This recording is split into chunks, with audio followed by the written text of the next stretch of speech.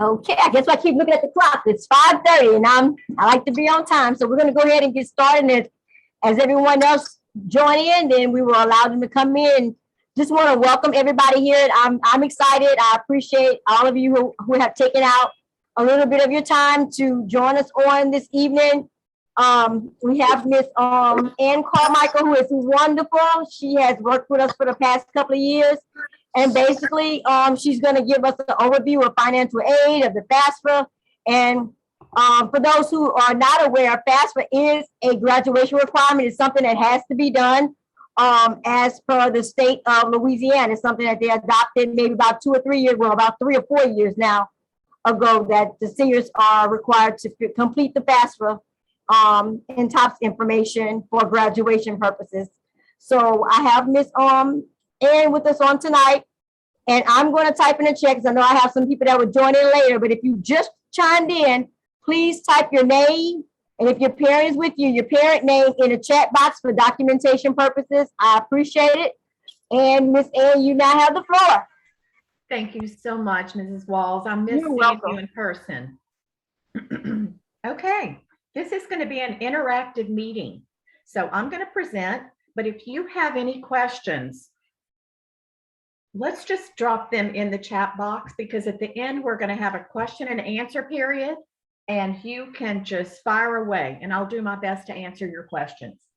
My name, as Mrs. Walls mentioned, is Ann Carmichael, and we're going to have a conversation tonight about the college financial aid process.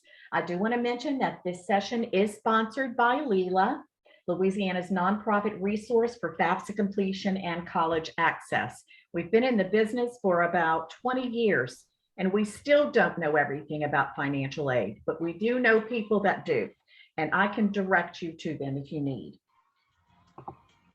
First of all, we all know that college can be expensive, so it's time to start thinking about those expenses. You can expect to pay for equipment, books, and supplies. So if you do not have a computer when you go off to college and you need to purchase one, that can become part of your financial aid, your textbooks.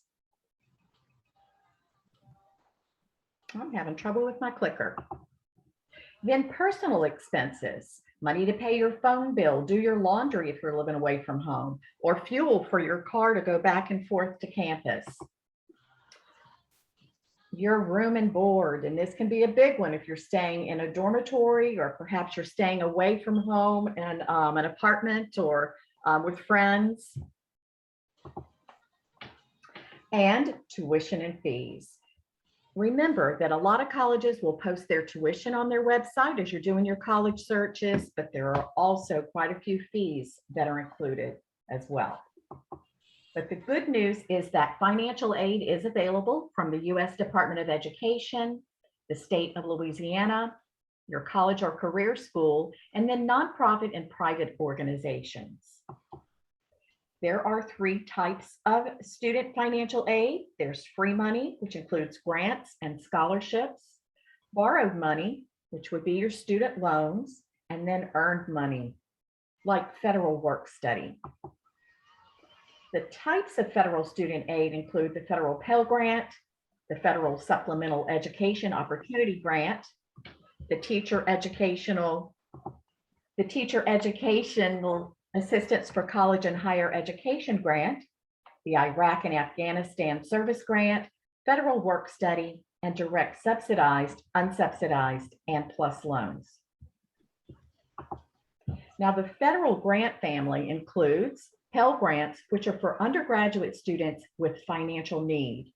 Then there are FSEOGs for undergraduates with exceptional financial need, service grants for students of military parents who died defending the country following 9/11, and teach grants for students pursuing a teaching career. The Federal Work Study Program provides part-time jobs to help students pay for their education expenses.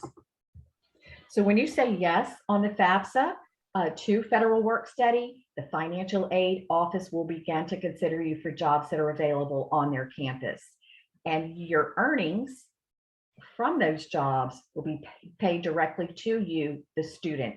and you should use those to pay for your college expenses. And I want to tell you that these jobs look great on your first professional resume. So if you're going to a four-year college and you say you work in the financial aid office at your college, that's 4 years of professional employment. Now, if you can't complete your degree without student loans, then they really are a good investment. The important thing to remember is to only borrow what you need to complete your education. And it's important to understand the types of loans that you might be offered. Direct subsidized loans are based on financial need, and no interest is charged until you graduate or cease to attend. These are known as need-based loans. On the other hand, almost everyone's eligible for the direct unsubsidized loans. However, with this loan, the interest does begin to accrue while the student is in college and then throughout the life of that loan. So you can see that there is a big difference between direct subsidized and unsubsidized loans. So when you receive your student financial aid offer, always accept the subsidized portion first. And remember, the U in unsubsidized means that you always pay the interest on that portion. Now, if you make the decision to accept loans, you always want to take the federal student loans first, because payments aren't due until you graduate or cease to attend. The interest rate is fixed at a lower rate and no credit check is required. On the other hand, with private loans, you need to be a little bit more cautious because the federal loans are in the student's name. If you take out a private loan, you might be required to have a cosigner on that loan. Remember that some lenders are going to ask that you start paying that loan while you're still in school, and the interest rate is often higher. So make sure you're doing your research when selecting a private loan lender. Student financial aid can be used at 4-year public and private colleges, community colleges, career and technical schools, for part-time classes, and to take online courses. And all federal student aid and most institutional and private aid is contingent upon completion of the pre-application for federal student aid, or the FAFSA.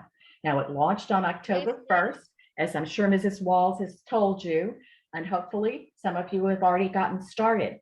And that's important because student financial aid is awarded on a first come, first served basis. You'll want to pay close attention to any Fafsa deadlines. They could be set by your college, by the state of Louisiana. Yes, the TOPS scholarship does have a Fafsa submission deadline, and yes, the Fafsa can be used as your application for TOPS. Federal student aid has a deadline, and Mrs. Walls might have a deadline for you to complete your Fafsa to meet that graduation requirement. Now, to be eligible for federal student aid and complete a Fafsa, the student must be one of the following: a U.S. citizen, or a U.S. national, or have a green card, or have an arrival departure record, or have battered immigrant status, or have a T visa. Now, if the student has one of these, that's fine. He can continue on and submit his Fafsa. But let's say that his parents do not. That's fine. The student can still get that Fafsa submitted, but every time a parent's social security number is asked for, you will just enter zeros in the fields. It's important to note that only the students with social security numbers can actually electronically sign the Fafsa. The others will print a signature page at the end of the document and mail it into the Department of Education. And we'll talk about that in just a second. You want to begin the Fafsa process by collecting all of the documents that you're going to need to complete the form. And by doing this, it really should take no longer than 30 to 45 minutes to submit. Those documents include the student and parents' social security cards, because you must report your name and number exactly as it's printed on your most recent card. The student and parents' 2020 federal income tax returns, if you filed one, And if you don't have a copy of your tax return from 2020, now is a good time to contact your tax preparer for a duplicate. You'll need the student and parents 2020 W-2s if you receive them, because there's information on this form that might not be found on your federal tax return. And then bank statements and records of investments, because you must report the balances of these accounts as of the date that you submit the FAFSA.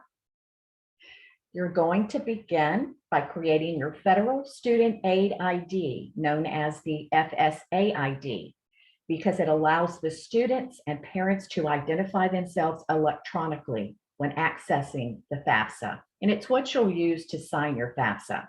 It's going to consist of a username and a password that you yourself create using only your personal information. So each student and one of his parents will complete an FSA ID. Now, don't share information. Don't use mom or dad's mobile phone in the student's FSA ID. Say you're using it as the alternate number. That will be shared information, and that will hinder you from signing the FAFSA electronically. And students, use your personal email address, because once school's out, you will not have access to your school email, and Federal Student Aid won't have any way of getting in touch with you.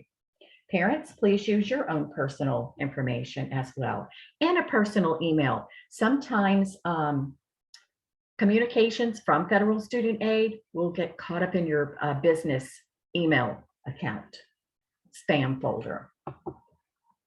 Now, your FSA ID username and password is your official electronic signature, and it's legally binding. So you want to make sure that you're recording it and keeping it in a safe place, because you're going to use it every year that you're in college.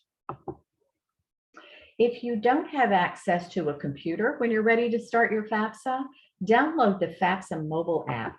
It's called My Student Aid, and it's really easy to use to submit your FAFSA on your mobile phone or any other mobile device with internet access. And we've seen in the past few weeks, because everybody's eager to get their FAFSA done, that for some reason, the web-based version is slowing some people down. So if you have trouble on the web-based site, download the app and continue on. Now, if the student prefers to use the app and mom and dad prefer to use the web-based version shown here, that's fine. All the information will be integrated right before it's time to sign and submit.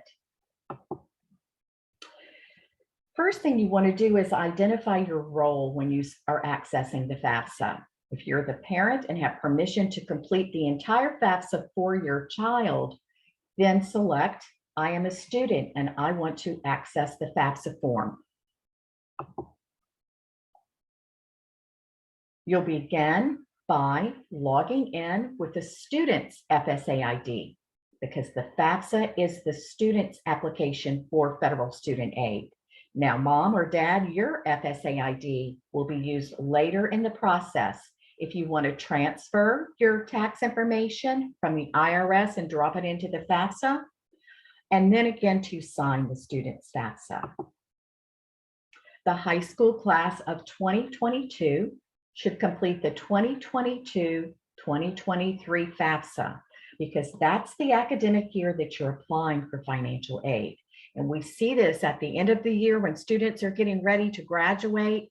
They know that they've completed their FAFSA, and when they do a little bit of digging, they realize that they've completed the prior year's FAFSA.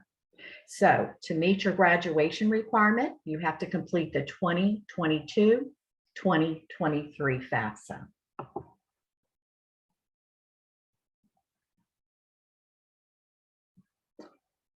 Okay, you're also going to have on your next screen the opportunity to create a save key. Now, the save key is used to it's like another layer of security. So say you're entering as the parent, entering only parents' information into the FAFSA, you will have to get the save key from the student.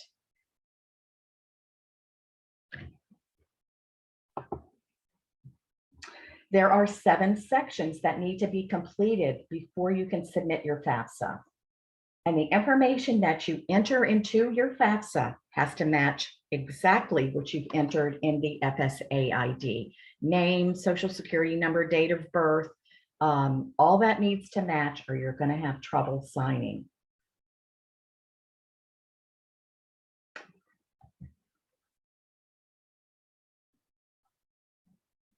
Okay, the first section that you're going to be taken to is the student demographic section, where the student will be asked to report his social security number, name, date of birth, email address, physical address, residency status, and gender. The school selection section, where you are going to report the name of your high school and the colleges that you want your FAFSA data to be sent to, because federal student aid is not going to send your demographic and financial aid information out to every college across the country. You have to give them permission to do so. Now, remember, you can add up to 10 colleges at a time. And if you are applying to more than 10, good for you. There are instructions on this page how to do that. But if you need some assistance, please feel free to contact me directly. You'll be asked to provide your housing plans on each of the campuses. Next, you'll move into the dependency status, where the student will be asked to consider a list of questions to determine whether he is dependent or independent of his parents for FAFSA purposes. He'll be asked the number of dependents living in his household and his parents' education completion level to determine whether he's a first-generation college student. And if you are a first gen, you may be eligible for additional financial aid. Next, we'll go into the parent demographic section, where parents will report their social security numbers, their names, marital status, and their email address. Remember, the one that you used in the FSA ID. Then you move on to the parent financial section, where the parent will report his working wages from 2020, any federal benefits he receives, and his savings and investment account balances. Next is the student financial section, where the student will be asked each of those questions. Then you're almost ready to sign and submit. So make sure that you're taking a look at the Fafsa Summary page, because this is going to show every question that you were asked and your answer to each of the questions. And by making sure and doing a review of this, you can go back and make the changes needed before you submit your FAFSA, so that the financial aid office will have the most accurate information and they can quickly process your financial aid. You will then move on to the sign and submit section, where the student and one of his parents should sign the FAFSA using his FSA ID. If you do submit your FAFSA without signatures, then the FAFSA is going to be marked incomplete, and you'll be hearing from federal student aid that you need to make some updates. So just log back in, sign the FAFSA, and resubmit it. Now, if there are 2 parents listed in the parent demographics section of your FAFSA, remember that you want to select the parent that created that FSA ID. Now, as you move through the FAFSA, if you have a question about one of the questions, there is a question mark over to the right-hand side. And this is a great resource for you. Just click on it and you can get a better detailed description of what they're expecting you to report. There are hyperlinks provided within the FAFSA to maybe identify, describe some of the legal and financial aid terms that you might not have heard of before. You can request a FAFSA online chat. You can call Federal Student Aid, or you can call me directly on Leela's FAFSA helpline. As I mentioned, only the colleges that you list on your FAFSA in that school selection section are going to consider you for student financial aid. So add all of them. I want to stress this again, so that you are sure that they have the information that they need. Now, even if you haven't completed your admissions applications, it's a good idea to go ahead and list all the schools you're considering on the FAFSA, and that information will be housed at the financial aid office. And then once the admissions office tells the financial aid office that you have been admitted to their college, they can be working on your financial aid offer. Now, this is a topic that we are often asked about. Remember how I mentioned there was a dependency status section? Well, these are the questions that you're going to be asked to be considered. You're going to ask to consider to determine if you're independent or dependent on your parents. Will you be 24 or older by January 1st of the school year for which you're applying for financial aid?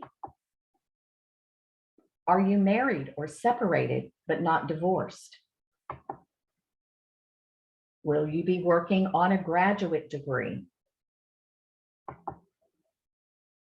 Do you have children other than dependents who receive more than half of their support from you? Are you currently serving on active duty in the U.S. Armed Forces for purposes other than training? So if you're going on to boot camp or basic training, you are still going to be considered a dependent student. So you will not be able to answer this question with a yes. Are you a veteran of the U.S. Armed Forces? At any time since you turned 13, were both of your parents deceased? Were you in foster care, or were you a ward or dependent of the court? Are you an emancipated minor, or are you in legal guardianship as determined by a court? And it's important to note that legal custody is not always considered legal guardianship. So make sure you have your documentation with you when you're working on the FAFSA. And then, are you an unaccompanied youth who's homeless, or are you self-supporting and at risk of being homeless?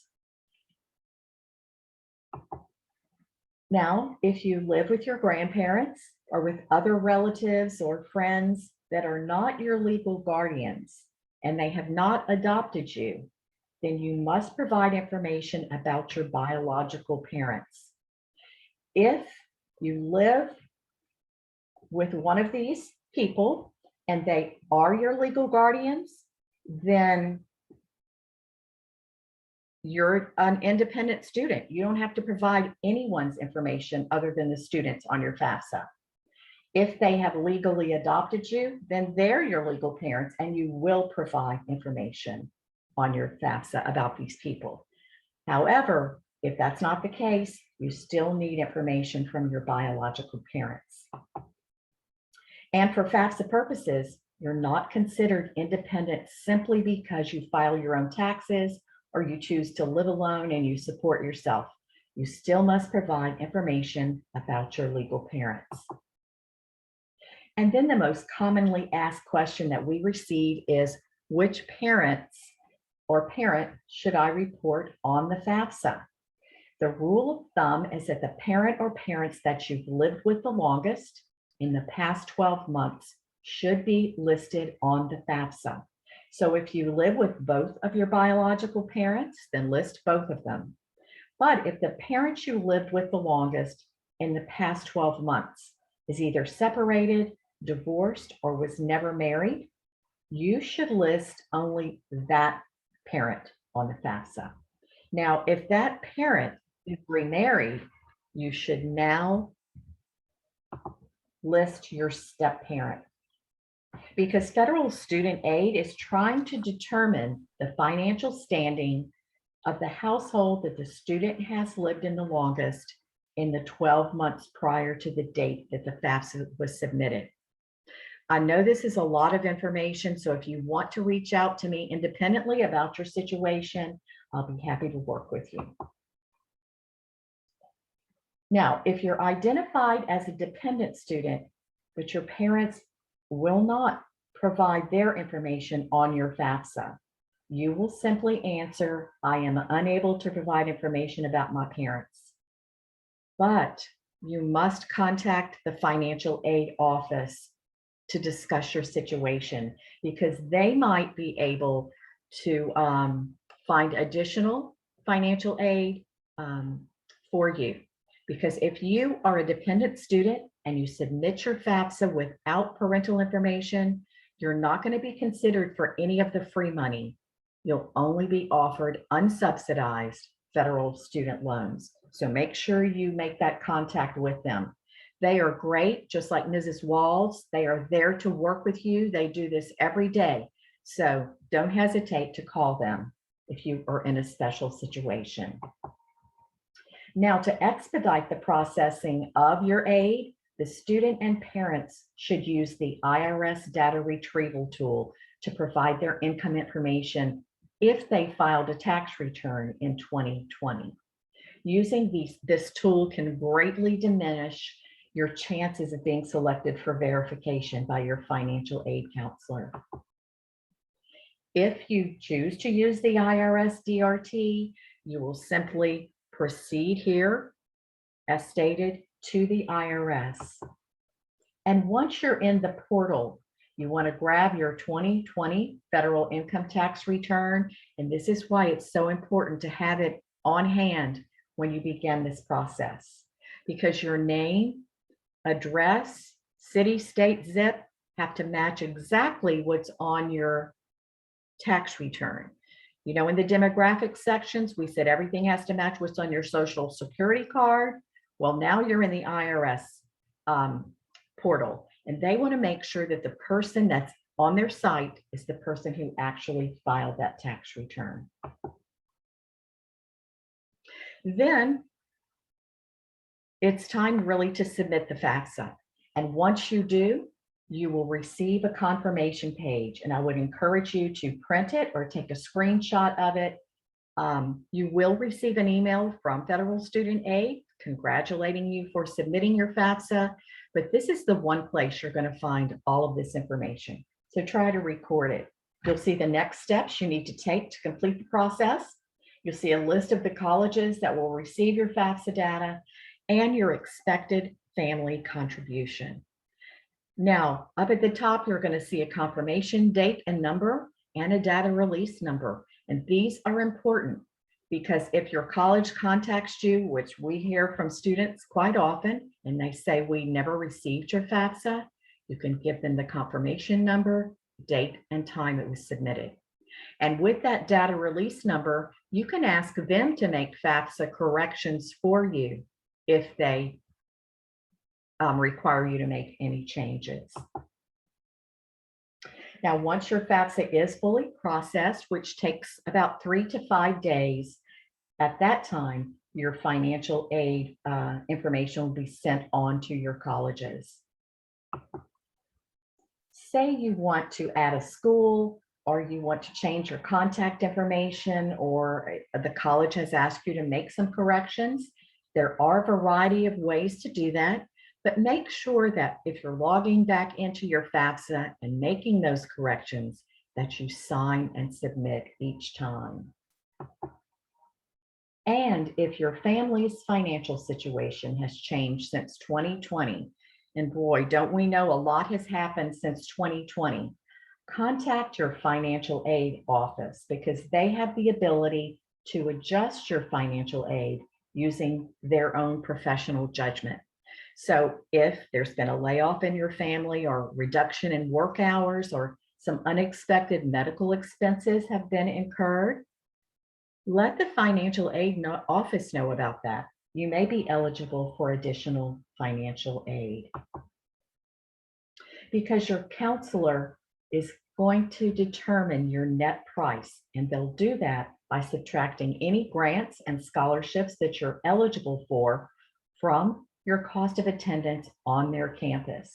And remember that the net price is your responsibility. You can pay it in cash or you can accept student loans to pay that balance, but it must be paid before you can complete your first semester. The student will receive a financial aid offer from each school listed on his FAFSA, and it's going to show this college's cost of attendance, and then line item, any grant, scholarship, work study offer, any student loans that the college can offer you. So you want to make sure that you're reading it carefully and you're responding to any requests for additional information from the college. Each college is going to send you a financial aid offer, and they won't all be the same. They're not going to all look the same. They should all have this information.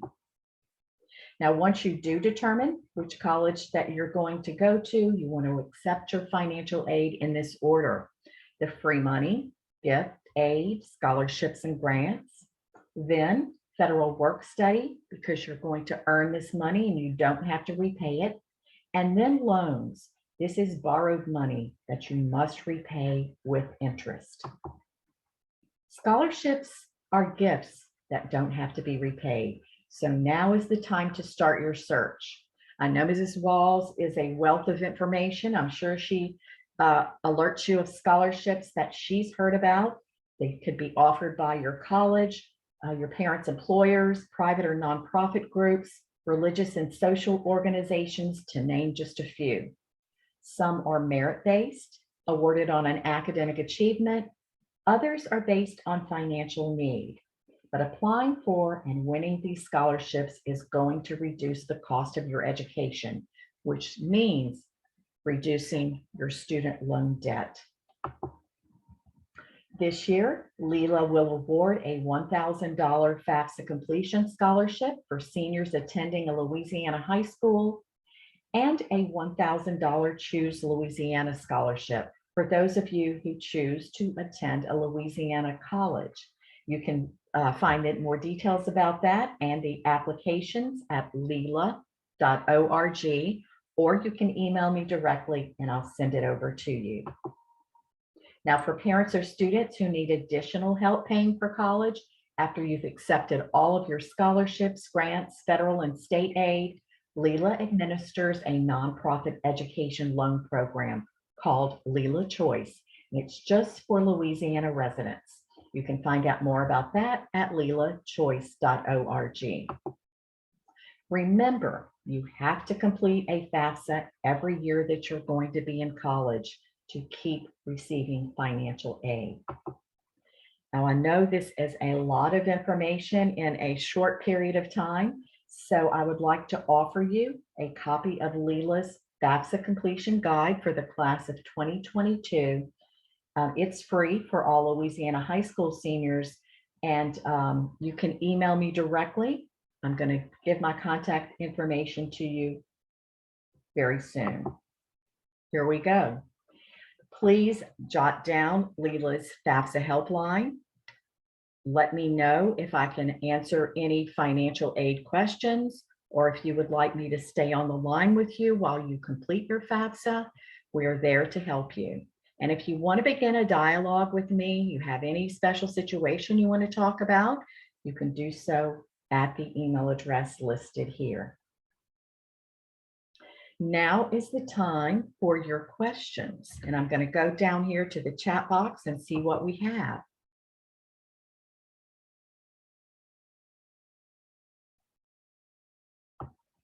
Oh, I see somebody was unable to hear me. Kanisha, are you still with us?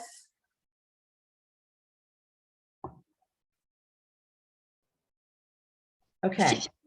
She's still with us, and she texted me and said she was able to hear. She had to just change devices. Oh, good. And Mrs. Walls, I'm going to send a copy of this audio presentation to you, and also a copy of the slide deck to share with your families. Oh, that's great. Thank you. You're welcome. Oh, good, Kanisha. I'm glad you were able to hear us. Has anybody started their FAFSA yet?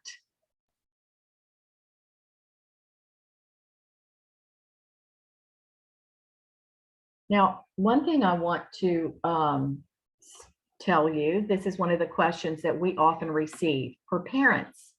Parents, if you have an older child who has been in college and you created an FSA ID to sign that child's FAFSA, you will use it for your student who's in the class of 2022. That FSA ID is your electronic signature. So whether you're in college or one of your children's in college, you will use your FSA ID.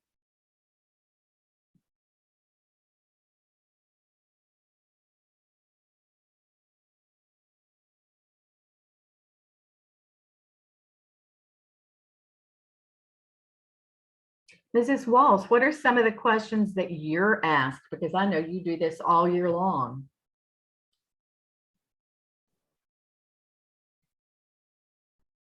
As far as honestly, this year, I haven't been asked a whole lot of questions, but for the most part of it, you answered most of the questions that I will hear about the students, you know, if they can file independently. Just basically most of the times, that's it. Do I have to complete this information? Is it something I have to do? Oh, I know. But as we're going to start pulling the students next week to start working on their IDs. But still, I mean, we help the students, but the parents will still have to, you know, independently complete it. They do that part of it on their own. And you know what? If you want to email me directly, students, I'll be happy to schedule an appointment. If you want me to work with your parents at home to do the parent portion of the FAFSA, and they can't make it to the school, I'm happy to do that as well.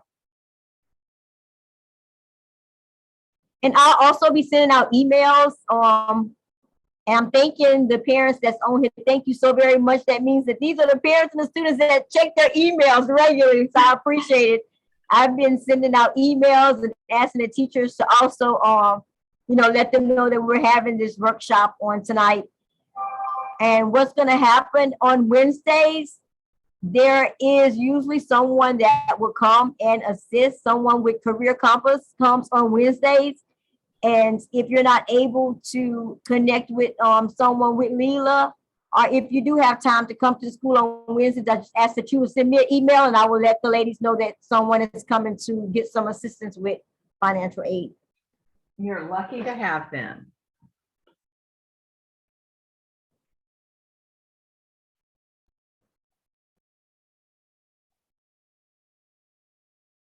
And Mrs. Walls, what are you asking the students to do as far as letting you know that they've completed their FAFSA? Do they have to send you that confirmation email, or what is your criteria? For some reason, the phone is it's breaking up. I can't hardly hear your question. Oh, how are students going to let you know that they've completed their FAFSA?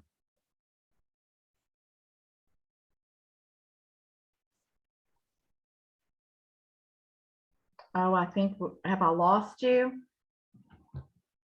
No, ma'am, I'm still here, but I couldn't hear you. I'm gonna send you a message.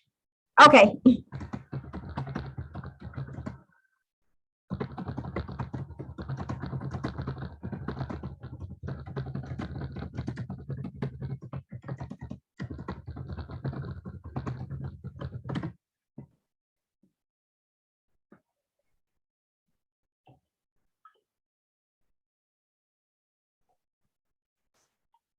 Okay, basically what happens once the students has completed their FAFSA, I ask that they will send me an email, like if they would screenshot or either print out that copy that Ms. Ann was talking about, just showing confirmation that the FAFSA has been completed.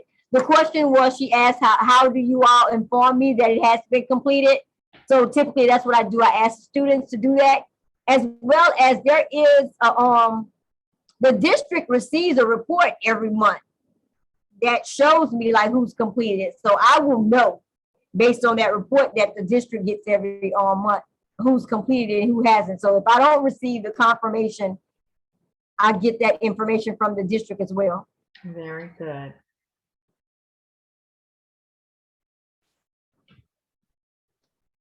All right, I'm going to I know everybody's probably tired of hearing this, but we're gonna get on it. We're like 3 weeks behind, Miss Ann. We trying to catch up over here. Oh, I know it. Look, it's After school was out for 3 weeks because we would have been started because this actually opened up October 1st.